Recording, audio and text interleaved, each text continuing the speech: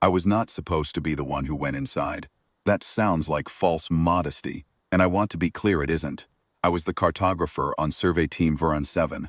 My job was spatial measurement, corridor widths, ceiling heights, the angle and depth of every passage cut into that moon's rock, so the engineers back on Callaway Station could build a model accurate enough to send actual scientists in safely. I was the measuring tape, the pencil. I went in first so that the people who mattered could follow without breaking an ankle in the dark.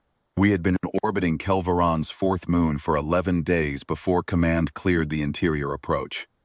The relay station, that was what the xenoarchaeologists called it, though none of them could prove it relayed anything, had been sitting in that for at least 80,000 years, possibly longer. The dating instruments argued with each other. What they agreed on was the silence. Every signal the survey drones had sent into that structure over the past 2 years had gone in and not come back out. Not absorbed, reflected, simply ignored, the way a sleeping person ignores a sound that isn't loud enough to matter. Dr. Fenwick, our team lead, had a theory that the station's interior was lined with a signal-dampening composite we hadn't cataloged yet. He said this calmly, the way scientists say things they don't quite believe. The rest of the team said nothing, which in my experience means the same thing. I suited up at 0600 and walked in alone with a ranging laser, a notebook, and a head-mounted camera feeding live to the ship. The entrance corridor was 2 meters wide and carved so cleanly into the basalt that it looked machined. No tool marks. The walls were smooth and slightly warm under my gloved hand, warmer than the ambient temperature had any right to explain.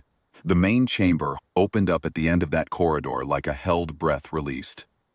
I stopped walking and stood there for a moment. I did not report to the team, because cartographers are not supposed to have moments. The ceiling was 40 meters overhead and carved into a shallow dome. Along the walls, at evenly spaced intervals, crystal panels, each one roughly the size of a door, dark, suspended by nothing I could see. They had been cataloged from the drone imagery. The imagery had not conveyed was the way they hung perfectly still in a space that had no air circulation, no vibration, no reason to be still. They simply were. In the center of the chamber, above a circular dais of polished dark stone, hung the relay core. Every image I had seen of it had been taken from the entrance corridor through a zoom lens at distance. In person it was different.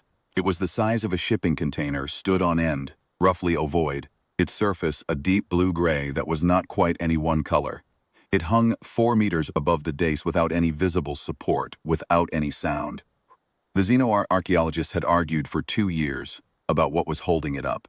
Their best answer was that whatever had built this place had understood something about gravity that we did not yet. I started at the walls, procedure required, corridor width, ceiling height, distance from entrance to dais. I measured and logged and measured again, moving slowly around the perimeter, keeping my distance from the dais the way you keep your distance from a sleeping animal that is larger than you. Not because anyone had told me to, because it felt right. I had worked my way 3/4 around the chamber when I reached a panel that was different from the others. Most of the crystal panels were blank, or appeared blank, their surfaces carrying only the faint internal clouding of very old material. This one had markings, not carved, grown into the surface from within, the way frost forms on glass. A dense field of symbols, each one no larger than my thumbnail. I stopped in front of it and looked. The ranging laser was useless here. I needed a surface read, which meant I needed to see the panel clearly, which meant the dust had to go. I raised my gloved hand and brushed the face of the panel from top to bottom in one slow stroke. The sound was not loud. It was more like the sound a very old lock makes when the right key finally turns, a single, low, resonant note that I felt in my sternum before I heard it with my ears. It lasted perhaps 2 seconds and then it stopped. Behind me, the dais began to glow.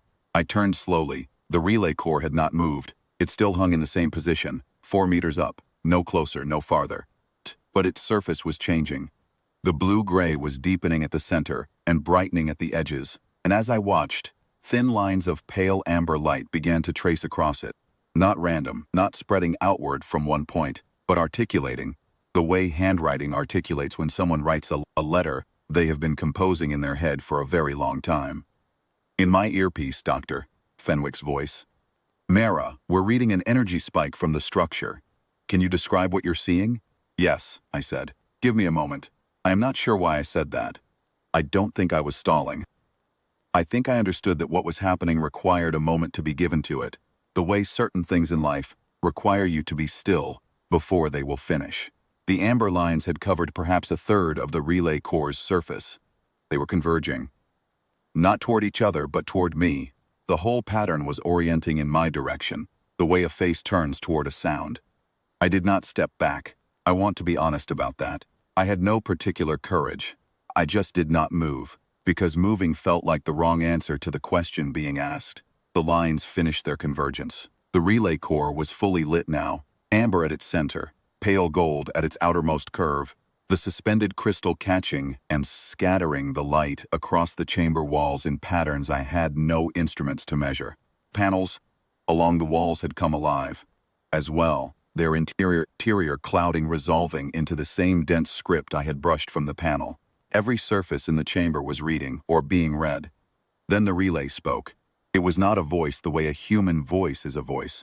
It was sound that had been shaped by something that understood what sound was for, weighted, clean, final.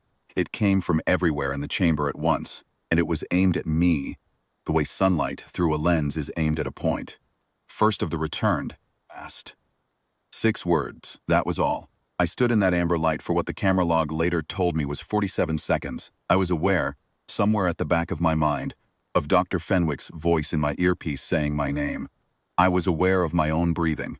I was aware of the weight of my ranging laser in my hand, and the notebook clipped to my suit, and the 11 days of orbital survey data stored in the ship above me. What I was most aware of was this.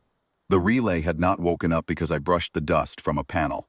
I understood that in the way you understand something that was always true even before you knew it. The panel was a threshold, a handshake. The relay had been listening to the corridor since I walked in. It had been listening to the ship since we arrived in orbit. It had been listening to the probes we sent 2 years before that, and the deep space beacons we launched a decade before those, and the first long-range signals we sent out of our solar system before I was born. It had been listening since before we knew how to listen back. The amber script on the walls was not random.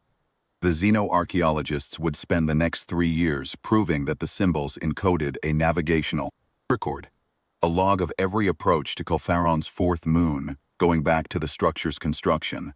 812 entries. Each one a species that had followed the same deep space road we had followed, reaching the relay at the end of it, being named at the door. 709 of those entries were closed, ended. Species that had arrived, been acknowledged, and then gone quiet in the great record of the galaxy the way candles go quiet. One entry was open, had been open and waiting for 80,000 years. Hours. I do not know what the relay expected me to do with that information. I do not know what it means to be first of the returned, when I cannot yet say what we are returning to, or who left before us, or what road they walked when they went. I am a cartographer. I measure distances. I note what is there. What is there is an 80,000-year-old door that opened for us and a record that says it was always going to. I left the relay still lit. We sealed the entrance and filed our report, and I flew home with the rest of the team, and the galaxy looked the same from the observation window as it had on the way out. Enormous, cold, largely indifferent. Except now I knew one thing I had not known before. It was not entirely indifferent. Something out there had been keeping our place in line.